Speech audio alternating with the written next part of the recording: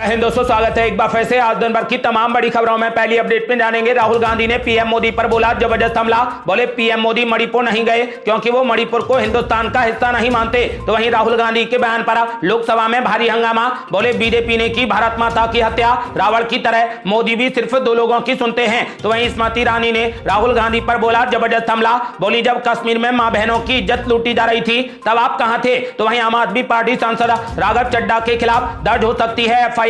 विशेषाधिकार हनन का प्रस्ताव देने की तैयारी। तो वहीं जबलपुर आकर गायब हो गई भाजपा नेता सना खाना, मचा भारी हड़कंप। तो वहीं बीआर अंबेडकर के पोते का बड़ा दावा। बोले अब प्रधानमंत्री बनकर फिर से नहीं लौटेंगे पीएम मोदी। और भी बड़ी खबरों को जानेंगे विस्तार से, लेकिन उससे पहले यदि आप भी मानते हैं कि देश की जनता बदलाव चाहती है तो इस वीडियो को लाइक कर चैनल को लाल बटन दबाकर सब्सक्राइब करें और कमेंट बॉक्स में लिखें जय हिंद। दरअसल दोस्तों आपको बता दें कि केंद्र सरकार के खिलाफ विपक्ष के अविश्वास प्रस्ताव पर बुधवार को दूसरे दिन की चर्चा में कांग्रेस सांसद राहुल गांधी केंद्र सरकार और प्रधानमंत्री नरेंद्र मोदी पर जमकर बरसे। उन्होंने मणिपुर, नो हिंसा और गौतम अडानी के मुद्दे को लेकर मोदी सरकार पर जमकर हमला बोला। लोकसभा की सदस्यता बहाल होने के बाद बुधवार को राहुल गांधी ने अपना पहला भाषण दिया। कांग्रेस सांसद ने मणिपुर पर बात करते हुए कहा कि जब हम सपनों को परे करते हैं तब हमें हिंदुस्तान की आवाज सुनाई देती है। भारत एक आवाज है, भारत इस देश के सब लोगों की आवाज है और अगर हमें वो आवाज सुननी है तो नफरत को भुलाना पड़ेगा। कुछ दिन पहले मैं मणिपुर गया, लेकिन प्रधानमंत्री नरेंद्र मोदी आज तक मणिपुर नहीं गए क्योंकि उनके लिए मणिपुर हिंदुस्तान का हिस्सा नहीं है। मणिपुर के मुद्दे पर राहुल गांधी ने केंद्र सरकार और प्रधानमंत्री नरेंद्र मोदी पर जमकर हमला बोला और कहा कि हिंदुस्तान को मणिपुर में मारा है, उसका कत्ल किया है, भारत माता की हत्या मणिपुर में की है, मणिपुर के लोगों को मारकर भारत माता की हत्या की है। आप देशद्रोही हो, आप देश प्रेमी नहीं हो, इसलिए आपके प्रधानमंत्री मणिपुर नहीं जाते। अब आप हरियाणा में भी कर रहे हो, पूरे देश को जलाने में लगे हो। उन्होंने कहा कि प्रधानमंत्री नरेंद्र मोदी सिर्फ दो लोगों की सुनते हैं। राहुल गांधी ने कहा कि आप भारत माता के रखवाले नहीं हो, आप भारत माता के हत्यारे हो, आप देशद्रोही हैं। एक मेरी मां यहां बैठी है और दूसरी मां को आपने मणिपुर में मारा है। राहुल गांधी ने कहा कि हिंदुस्तान की सेना चाहे तो मणिपुर में एक दिन में ही शांति बहाल कर सकती है, लेकिन सरकार मणिपुर में शांति नहीं चाहती। पीएम मोदी देश की आवाज नहीं सुनते। राहुल गांधी ने कहा कि बीजेपी की राजनीति ने मणिपुर में हिंदुस्तान की हत्या की है। और ये बड़ी खबर, राहुल गांधी ने पीएम मोदी पर बोला जबरदस्त हमला। बोले पीएम मोदी सिर्फ अमित शाह और गौतम अडानी की सुनते हैं। दरअसल दोस्तों आपको बता दें कि सांसदी बहाल होने के बाद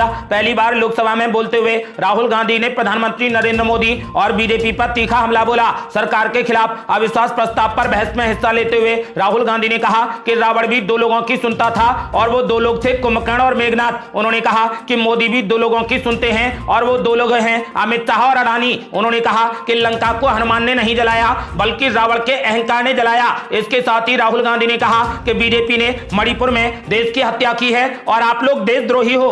और बड़ी खबर, स्मृति ईरानी ने राहुल गांधी पर किया जबरदस्त पलटवार। बोली जब कश्मीर में मां बहनों की इज्जत लूटी जा रही थी तब आप कहां थे। दरअसल दोस्तों आपको बता दें कि राहुल गांधी के भाषण के बाद केंद्रीय मंत्री स्मृति ईरानी ने राहुल गांधी पर जमकर हमला बोला। उन्होंने कहा कि पहली बार सदन में भारत माता की हत्या की बात हुई है और कांग्रेस पार्टी ने इस पर ताली पीटी है। उन्होंने कहा कि मैं हिंदुस्तानी होने के नाते ये कहती हूं कि मणिपुर विभाजित नहीं है, इसी देश का अंग है, लेकिन इन्हीं के गठबंधन के एक सदस्य यहां पर बैठे हैं जिन्होंने तमिलनाडु में ये कहा कि भारत का मतलब मात्र उत्तर भारत है। अगर राहुल गांधी में हिम्मत है तो अपने साथी की बात का खंडन करके बताएं। स्मृति ईरानी ने कहा कि अगर गांधी खानदान में हिम्मत है तो बताएं कि कश्मीर में रेफरेंडम की बात क्यों की गई। स्मृति ईरानी ने कहा कि जिन वादियों को हिंदुस्तान ने खून से सना देखा है वो कांग्रेस की वजह से देखा है। वहां की बेटियों को जब प्रताड़ित किया जाता था तो वहां पर कानून का सहारा नहीं था। अगर इनका वश चले तो ये धारा 370 हटा दें। इस देश में अब धारा 370 नहीं लौटेगी। स्मृति ईरानी ने कहा कि भारत माता की हत्या की बात करने वाले कभी भी मेज नहीं थपथपाते। कांग्रेसियों ने बैठकर मां की हत्या के लिए मेज थपथपाई है। उन्होंने राहुल गांधी पर हमला बोला और कहा कि जब कश्मीर में मां बहनों की इज्जत लूटी जा रही थी तब आप कहां थे। आपको बता दें कि स्मृति ईरानी जब राहुल गांधी के भाषण पर अपना बयान दे रही थी तभी राहुल गांधी सदन से बाहर निकल गए क्योंकि उन्हें राजस्थान जाना है। आज राहुल गांधी राजस्थान में महारैली को संबोधित करेंगे। अगली बड़ी खबर, सदन से जाते वक्त राहुल गांधी ने की फ्लाइंग किस और अभद्र इशारे। बीजेपी की 22 महिला सांसदों ने स्पीकर से कर दी शिकायत। दरअसल दोस्तों आपको बता दें कि सत्ता पक्ष की महिला सांसदों ने राहुल गांधी की लिखित में शिकायत की है। उनका आरोप है कि उन्होंने सदन से निकलते वक्त फ्लाइंग किस का इशारा किया था। स्मृति ईरानी ने अपने भाषण के दौरान उन पर यह आरोप लगाए। दरअसल जब स्मृति ईरानी बोल रही थी तभी राहुल गांधी सदन से जाने लगे। वो राजस्थान के कार्यक्रम में शामिल होने के लिए निकले थे। आपको बता दें कि कांग्रेस सांसद राहुल गांधी पर निशाना साधते हुए केंद्रीय मंत्री स्मृति ईरानी ने कहा कि राह चलते सुना था कि औरतों को वो लोग जो कानून का उल्लंघन करते हैं वे इस प्रकार के अभद्र टिप्पणियां अथवा अभद्र संकेत देते हैं, लेकिन ये नहीं पता था कि गांधी परिवार के संस्कार में भी एक संस्कार यह है। तो वहीं केंद्रीय मंत्री और भाजपा सांसद शोभा करंदलाजे ने कहा कि पहली बार यह हो रहा है कि संसद के एक सदस्य संसद के अंदर किसी महिला के सामने फ्लाइंग किस दे रहे हैं। वे क्या नेता हैं? हमने आज स्पीकर को शिकायत की है। हमने मांग की है कि सीसीटीवी फुटेज देखकर उनके खिलाफ कड़ी कार्रवाई की जाए। और ये बड़ी खबर, आम आदमी पार्टी सांसद राघव चड्ढा के खिलाफ दर्ज हो सकती है एफआईआर। विशेषाधिकार हनन का प्रस्ताव देने की तैयारी। दरअसल दोस्तों आपको बता दें कि राज्यसभा में दिल्ली सेवा विधेयक पर चर्चा के दौरान इस विधेयक को सेलेक्ट कमेटी के पास भेजने के लिए रखे गए प्रस्ताव पर आम आदमी पार्टी सांसद राघव चड्ढा की मुश्किलें लगातार बढ़ती जा रही है। प्रस्ताव पर 5 सदस्यों के फर्जी हस्ताक्षर को लेकर उनके खिलाफ विशेषाधिकार हनन की कार्रवाई हो सकती है। साथ ही जांच में आरोप सही पाए जाने पर उनके खिलाफ एफआईआर भी दर्ज हो सकती है। राज्यसभा के उपसभापति हरिवंश ने मामले की जांच के आदेश भी दे दिए हैं। आपको बता दें कि सुधांशु त्रिवेदी और नरहरि अमीन विशेषाधिकार हनन का प्रस्ताव दे सकते हैं। और ये बड़ी खबर, जबलपुर आकर गायब हो गई भाजपा नेता सना खान, मचा हड़कंप, 6 दिन से तलाश रही पुलिस। दरअसल दोस्तों आपको बता दें कि मध्य प्रदेश की संस्कार धानी कहे जाने वाले जबलपुर से बड़ी खबर सामने आ रही है। महाराष्ट्र भाजपा की एक महिला नेत्री जबलपुर आने के बाद से गायब है। इस खबर के फैलते ही पुलिस विभाग और राजनीतिक गलियारों में हड़कंप मच गया है। महिला नेत्री का नाम सना उर्फ हिना खान बताया जा रहा है। वो महाराष्ट्र भाजपा अल्पसंख्यक मोर्चा की महामंत्री है। बताया जा रहा है कि जबलपुर के गोरा बाजार में रहने वाले अमित साहू नाम के शख्स के साथ सना खान की दोस्ती है। वो उसी से मिलने के लिए यहां पर आई थी। दोनों की मुलाकात हुई और विवाद भी हुआ, जिसके बाद से सना खान का पता नहीं चल रहा। जानकारी के मुताबिक सना खान बीते 1 अगस्त को नागपुर से जबलपुर के लिए निकली थी। 2 अगस्त की सुबह जबलपुर पहुंची थी। यहां पहुंचने के बाद उन्होंने अपनी मां को फोन पर जबलपुर पहुंचने की जानकारी दी और गोरा बाजार थाना अंतर्गत राजुल टाउन में रहने वाले अमित साहू से मिलने पहुंच गई। अमित से मुलाकात के दौरान उनके बीच में विवाद हुआ और फिर उसके बाद सना को ना तो किसी ने देखा और ना ही आज तक उनसे किसी की कोई बातचीत हुई। आपको बता दें कि फिलहाल सना खान के गायब होने के बाद 6 दिनों से जबलपुर और नागपुर पुलिस उनकी तलाश में जुटी है। और ये बड़ी खबर, BR अम्बेडकर के पोते ने कर दिया बड़ा दावा, कहा प्रधानमंत्री बनकर फिर से नहीं लौटेंगे पीएम मोदी। दरअसल दोस्तों आपको बता दें कि वंचित बहुजन अघाड़ी के प्रमुख और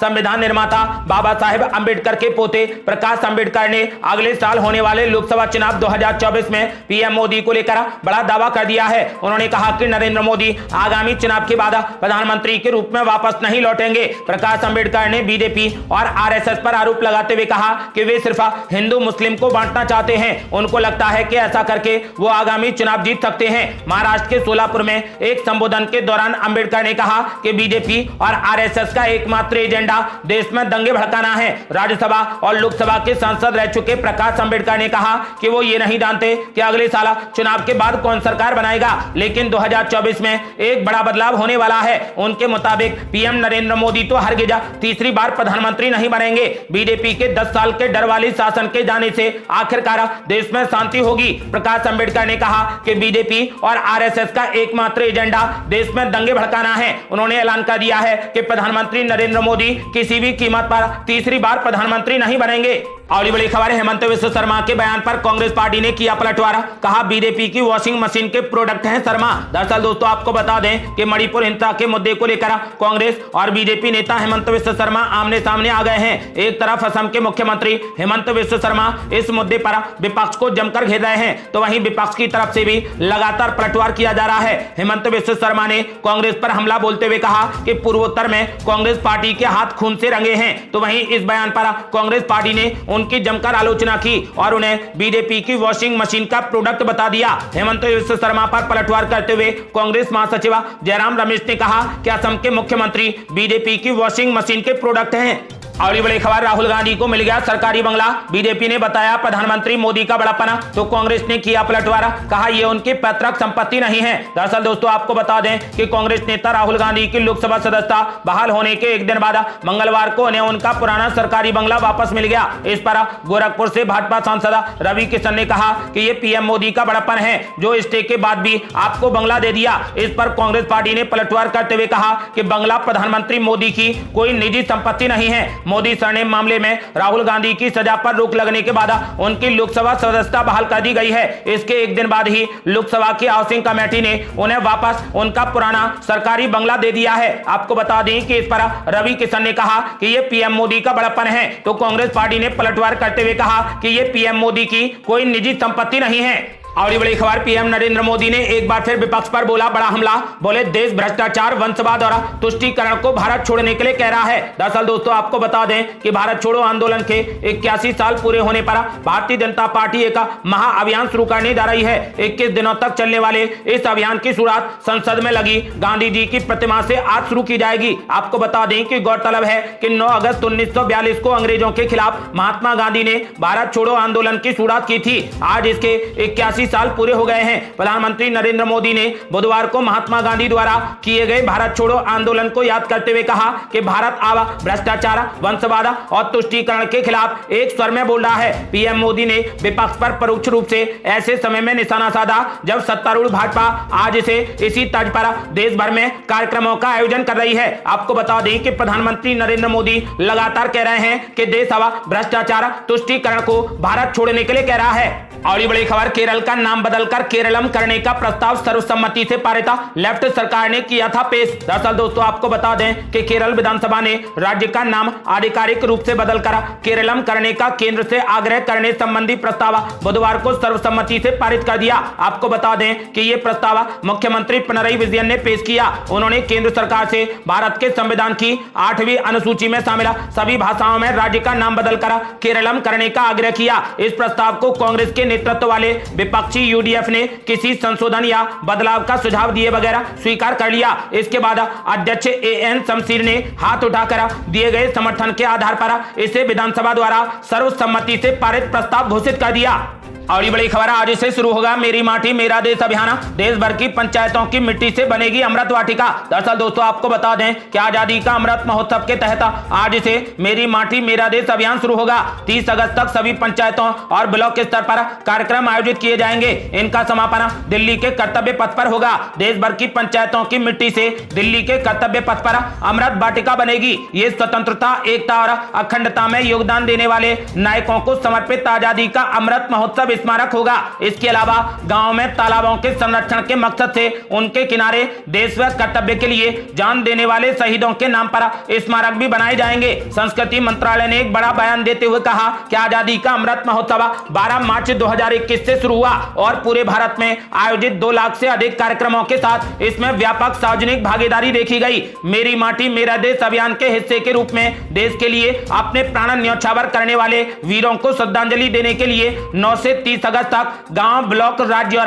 राष्ट्रीय स्तर पर विभिन्न कार्यक्रम आयोजित किए जाएंगे। समापन समारोह 30 अगस्त को विभिन्न गणमान्य व्यक्तियों की उपस्थिति में दिल्ली में कर्तव्य पथ पर आयोजित किया जाएगा। ये थी अब तक की बेहद बड़ी खबरें। रोजाना की ताजा खबरों को जानने और हमसे जुड़ने के लिए चैनल को लाल बटन दबाकर सब्सक्राइब करें और घंटी बटन भी दबा दें। जल्दी मिलते हैं बड़ी अपडेट के साथ, तब तक के लिए जय हिंद, जय भारत।